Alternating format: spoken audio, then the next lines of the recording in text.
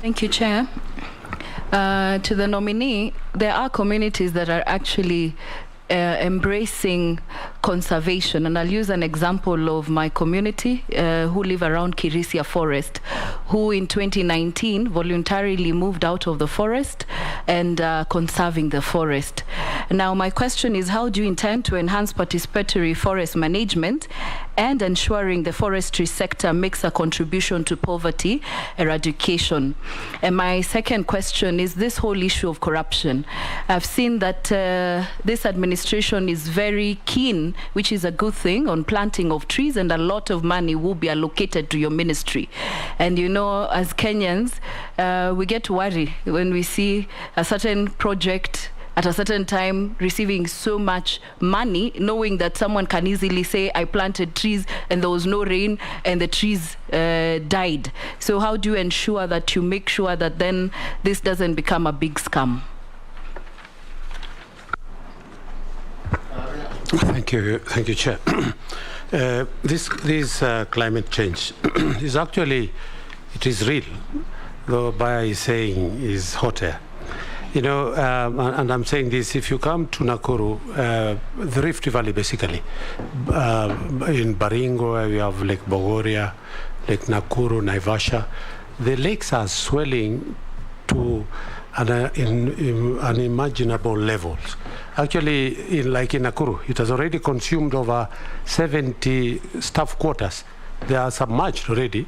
It has taken out the 2 gates, and it's a concern.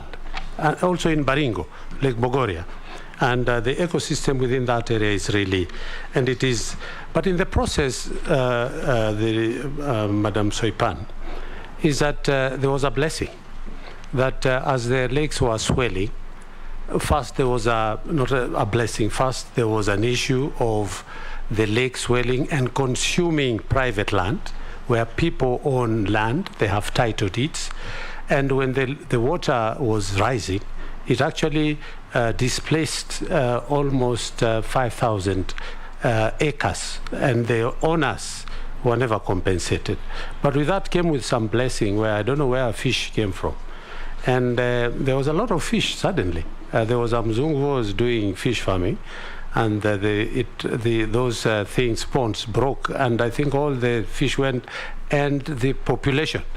But now here is a Kenyan whose land has been consumed by the water, and fish is there.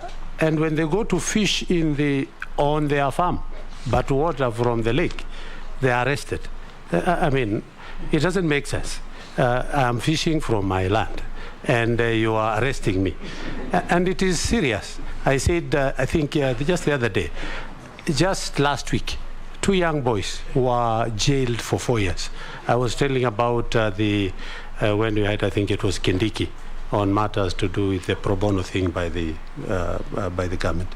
So I would really want you to address why KWS would arrest, and yet the boundaries of KWS or Lake Nakuru, as it is known, the park, they are known.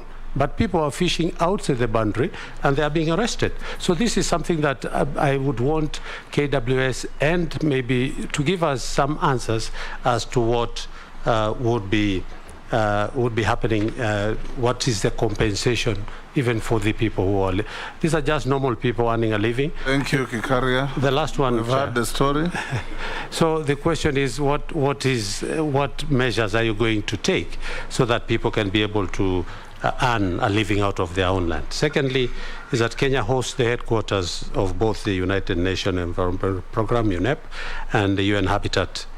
How do you intend to ensure that the country is at its forefront of protecting existing forest, expansion of afforestation, and promotion of sustainable and clean environment? Thank you. Mole. Thank you very much. This goes to the nominee. As you are aware, Honorable Soipan, Kenya is a signatory to COP26, the United Nations Climate Change Conference, which happened last year. And the declaration is very clear that deforestation and land use must be put to the proper use. But this brings me the question whereby the appetite of land buying companies going for the large scale land within the country and subdividing it into very small pieces for profit making, and leaving the host community in variable situation whereby animal migration for the pastoralists not to move from one corner to the other to subdivide, and that also caused conflict between tribes and neighbors within the country. I would wish to hear what is your interventions and to be employed to deal with this issue to ensure that we have a sustainable land use in this country. And do you propose what probably is happening in some countries like Rwanda, whereby they are collapsing villages and building town villages and leaving the vast land for the better use of land within the country for both agricultural and grazing? Thank you. We can take one more. Emase? Thank you. The nominee. Conservation is a function of both county and national government. What plans do you have? How will you ensure that there is collaboration in environment conservation between the two levels of government? We are aware that because of the diminishing sizes of land, our farmers are basically farming on every piece of land. There is serious deforestation, especially for some of us who come from hilly areas. You know, people have cut all the trees and they're trying to plant something to be able to put food on the table. So how are you going to collaborate with county government to ensure that we address the challenges? Thank you. Soipan, you can answer those 6.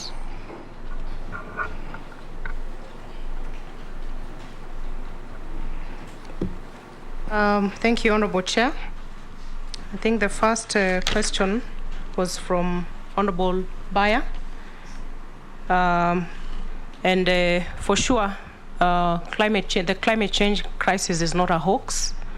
When you turn around, right from, and I know the Honorable Baya knows, because even in the coastal regions, the kind of changes that we are seeing of destruction of very sensitive ecological zones is causing untold damage. The prolonged droughts that we are facing in our arid and semi-arid areas are unprecedented. The rising lakes that Honorable Gikaria is talking about, the floods that are wreaking havoc left, right, and center. But the key question that Honorable Baya raises is how do we strike a balance between focusing on a climate action while ensuring that we do not compromise the livelihood concerns of our communities. And I will quote our Kenya Kwanza Alliance manifesto on the chapter on environment. We talk about the planet, the people, and profit.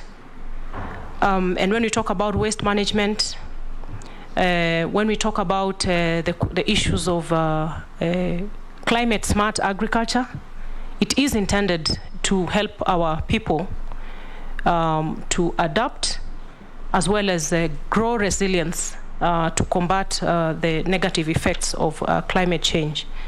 And again, we are at a point where we need to critically focus on the policy directions that we need to take, as well as engagements at the global level to make sure that we arrest the adverse effects of climate change on our people without impoverishing them. So yes, the climate change crisis is real. Honorable Dawood, in terms of the recycling modules, I had mentioned earlier that we have a new law, 2022 Act on Sustainable Waste Management. It is very ambitious, but I believe we can do it. We need to move from a linear economy of single use of some materials which can be recycled to create employment for our people, as well as to reduce waste. And the underlying principle is that of reuse, recycle, and reduce. And that is the model that is cross-cutting in the Sustainable Waste Management Act. And underlying that is one of the major principles of sustainable development, which is the polluter pays principle. And that's what we are talking about. Our producers, our manufacturers, it is high time that we take responsibility right from the source of where we are manufacturing our goods and services, our goods particularly, to make sure that our manufacturers take responsibility. If it is a bottle of plastic, water bottle, we have banned plastics, single-use carrier bags and the flat bags. There has been a modification because of certain packaging, which are allowed upon licensing. But really the direction we should be looking at is, because plastic is a petroleum product, and they contribute to a very high release or emission of greenhouse gas emissions in this country. And we need to get into a serious discussion. I know it has been very controversial and a lot of resistance from here and there, but we need to get into a serious discussion where between the national government, the county governments, the private sector, non-state actors, to know that whatever directions that we need to take, they may be hard and painful, but that is what we must do in order to save ourselves from the choking of the waste that we are seeing. So I think circular economy is the way to go. And when we start with the basics of how we handle our waste, right from the domestic level to the waste service provider, to the county governments in terms of how to deal with our landfills, which are an eyesore everywhere. The Dandora landfill that we have here. We have countless young people, and for lack of a better term, I would call them the landfill community. Young people who are always scavenging and ravaging through the land, the likes of Dandora dump sites. We can convert that into an economic, an income-generating activity for them in collaboration with recyclers and different players to have our country move from linear to circular economy. On the question of carbon credits, my take is that we have a huge opportunity lying under the carbon trading practice. We might not have explored it to our greatest potential. The first place to start is to start with a policy on carbon trading, and being that we are having a discussion here with a parliamentary committee, I think it's a direction that we need to take, because as we talk about climate action, we must explore alternative sources of funding. Because when we talk about, they call it the just transition, for example, going 100% green, it calls for resources, it calls for technology, and carbon trading is one source of, potential source of funding that we need to explore. I know certain entities like KenGen are already successfully trading in carbon, and certain non-governmental organizations. We have a lot to learn and to actualize this, because it is possible for us to do this. Honorable Lesuda, Kirisia forest actually is a very good example of communities taking part in contributing to restoration of our natural resources.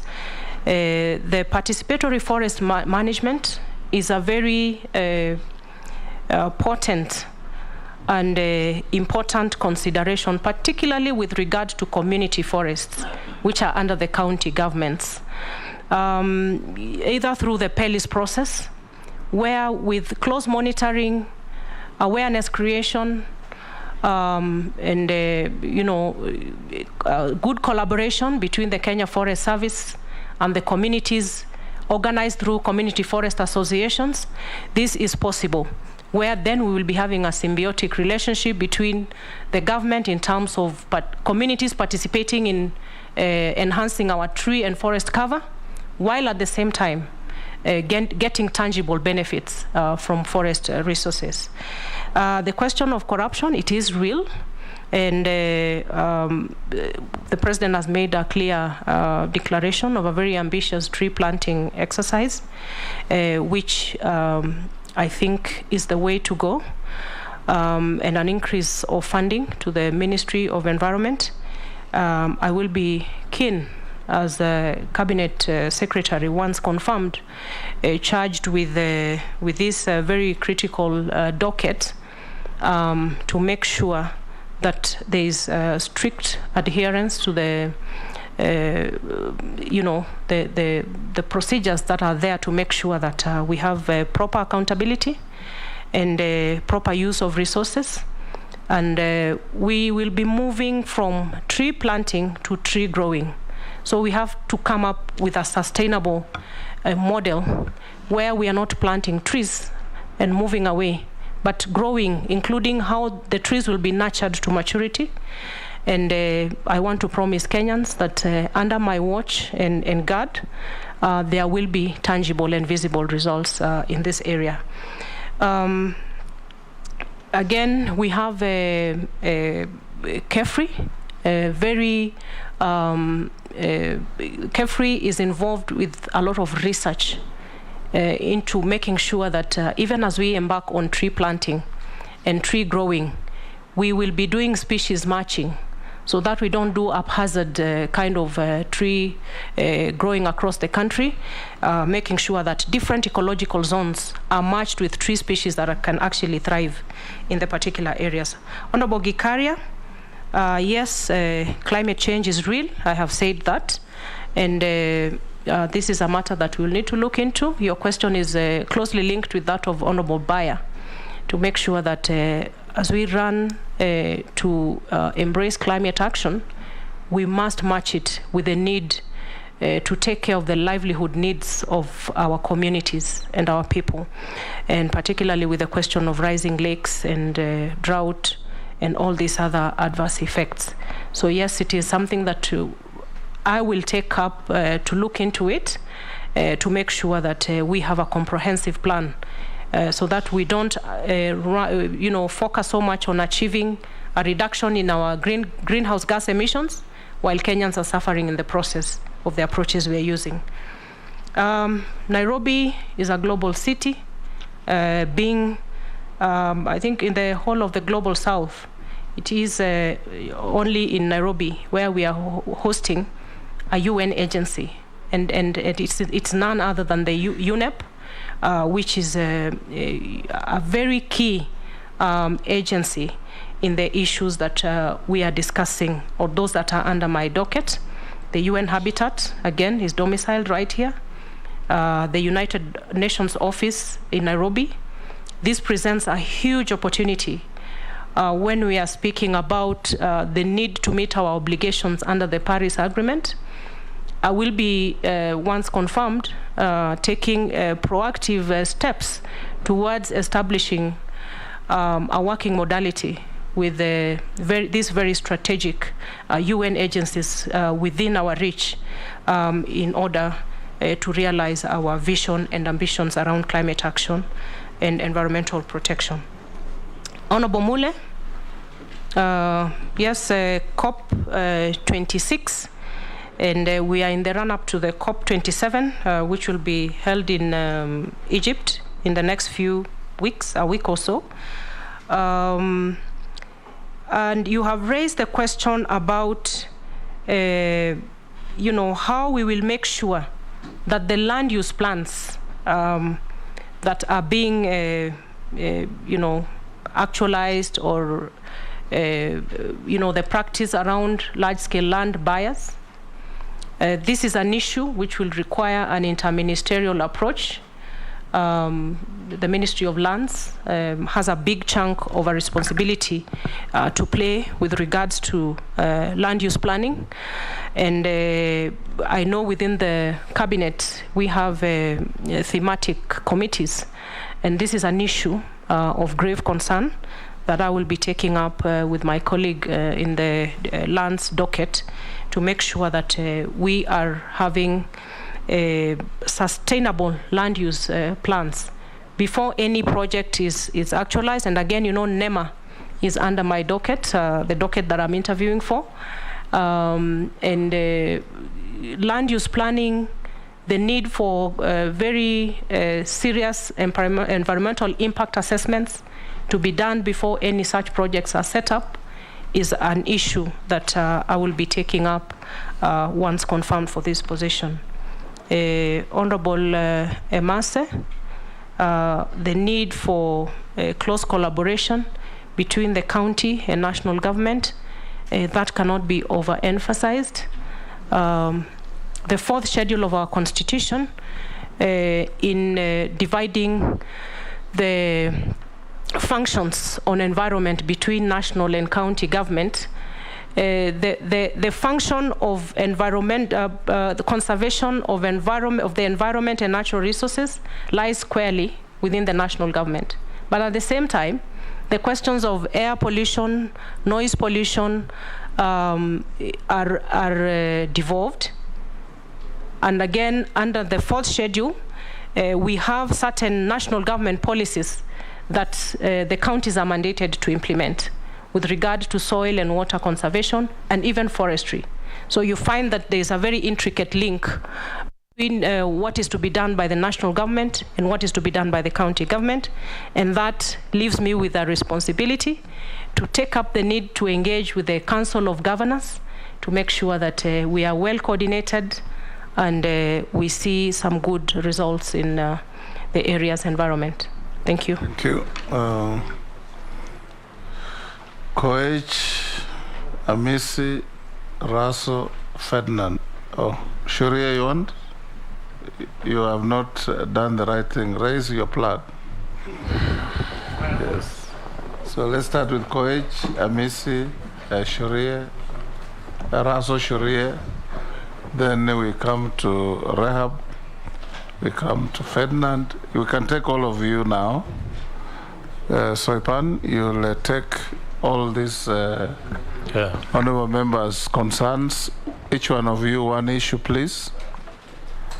Okay. Koech. Thank you, Chair. Mishi, did you raise as well? Okay, you'll be the last. Thank you, Honorable Soipan. You mentioned the issue of Mau. You and I have been very passionate, but on different ends, about restoration of Mau. First of all, it's done now. It's been restored, and the fencing, and we fully support it. But in the process, many of the people who were pushed out of Mau still hang around there. It's still a problem to the forest and to themselves, because they are grouped in villages, small villages around the forest, which is a threat again because they might just go back. And I think it is important that we find a long-lasting solution. Either it is going to be interministerial to relocate all those who were evicted out of Mau in a more neater way than the way it was done before. I would like to know your take on this, Madam Soipan. Thank you, Chair. And Chair, allow me to say this. We normally rebuke and admonish corruption and scoffs at those culprits, but we never praise and honor those who keep their hands off the public offer. And you can see from this file, there's no any matter of corruption raised against the nominee, and for that I want to praise you for that. And I hope you will continue keeping your hands off the public offers. You are not going to be assimilated. Over to that, my question is, of course, at this docket you have been given, you are going to be at the center of climate change. Climate change has become the global discourse. Each and every president at the UN address is always on climate change. Can you help Kenyans understand the various protocols and agreements right from the Kyoto Protocol, the Paris Agreement, all the agreements that Kenyans has, and the success of it as a country. Russell. Thank you very much, Chairman. Honorable Soipan, congratulations for your nomination. My question is on conservancies. What is coming up in recent times is individuals, groups, and NGOs are coming up with conservancies whose management falls outside the realm of government. And yet we know KWS and KFS are the two bodies that are vested with conservation, both physical and otherwise. What is your take in terms of having a centralized management system in terms of achieving synergy in conservation? Also on the same, Marsabit Forest and Marsabit National Park actually is the only park in the county of Marsabit. But yet currently we are experiencing the issue of animals straying outside the park and destroying people's properties and shambas. But the Act 2015 that was passed in the 11th Parliament was supposed to provide compensation. So do we still believe in that act if it cannot be enforced? Thank you, Chair. Sharia.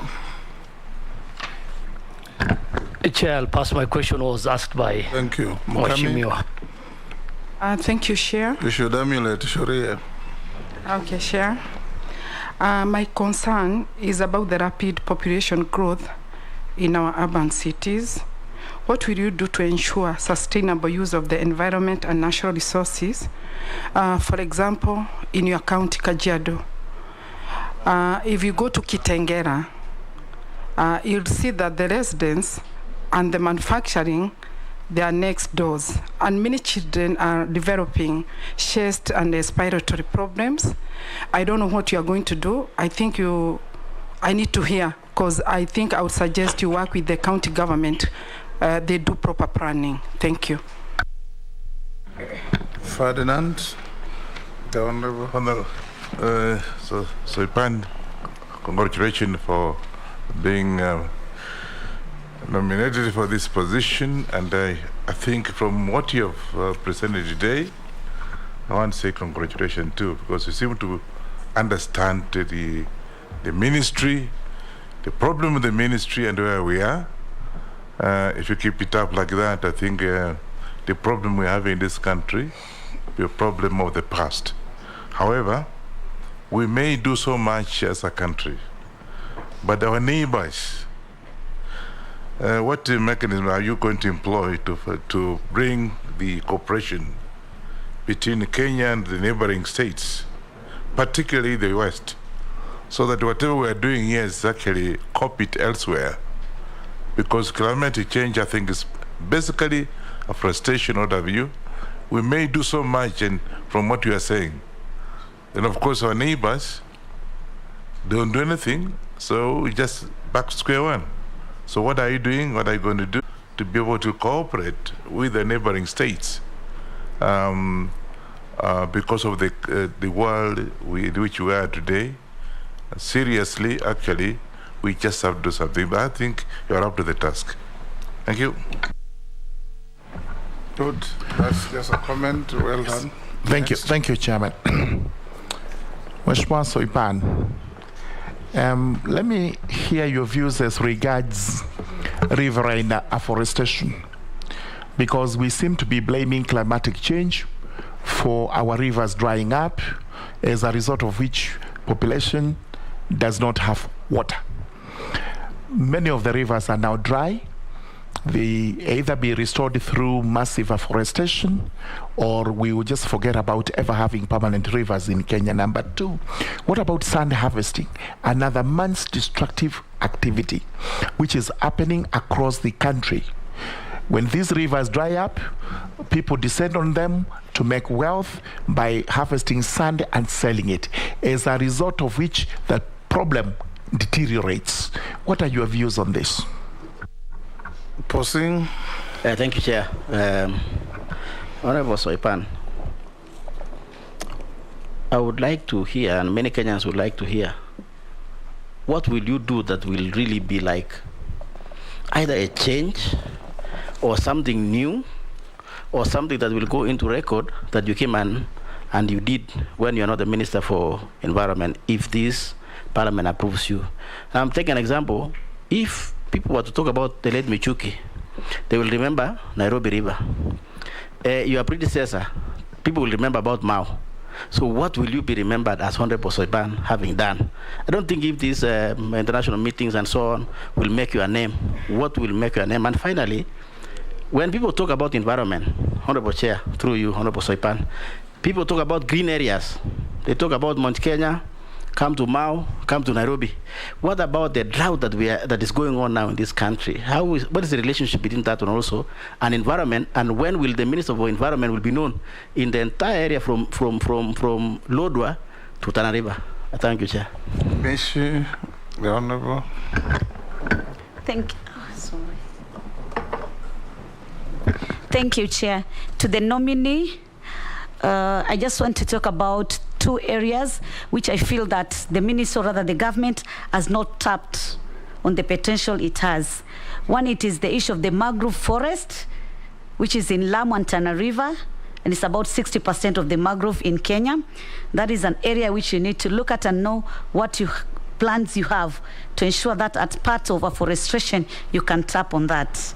The other issue is our econ tree, the baobab.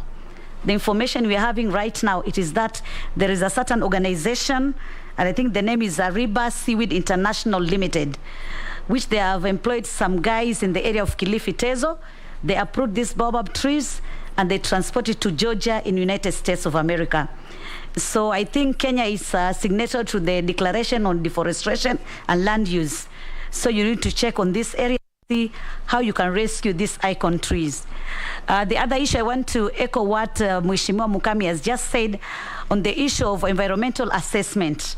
We have mining in Coast Region in Kwale, and that is the titanium. So recently what we have found is there is some negative effect in terms of disease, and there is skin disease. So many people experiencing a skin disease.